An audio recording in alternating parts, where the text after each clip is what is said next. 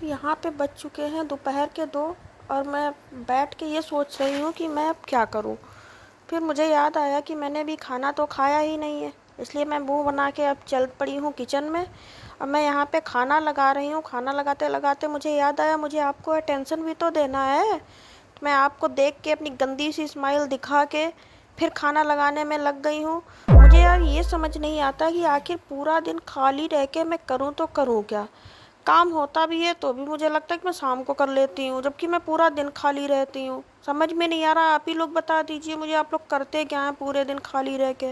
अब मेरे हस्बैंड सुबह चले जाते हैं, मैं खाली।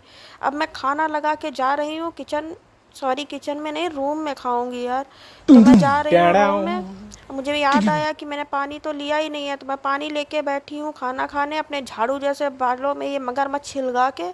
अब मैं खाना खाने के लिए बैठ गई हूँ। अब खाना तो बहुत टेस्टी बना था, आप लोगों को खाना है तो आप लोग भी खा सकते हैं मेरे साथ में। लेकिन मुझे खाना खाते खाते थोड़ी ही देर में थोड़ा सा सस्पेंस है, पानी पी लूँ फिर बताती हूँ। खाना गले में अटक जाता है।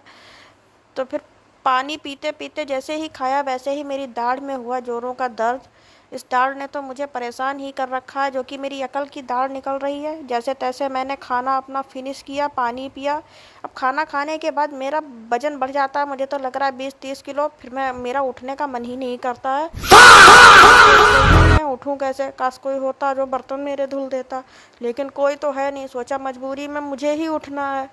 मैंने इधर देखा उधर देखा, मुंह बना के फिर प्लेट ली। अब प्लेट लेके मैं चल दूंगी अब किचन में, क्या करूं, कोई है तो है नहीं, तो करना तो मुझे ही है कुल मिला के। अब बर्तन वर्तन धुलने के बाद उसके बाद मैंने यहाँ पे हाथ धुला, कुल्ला करूँगी मैं।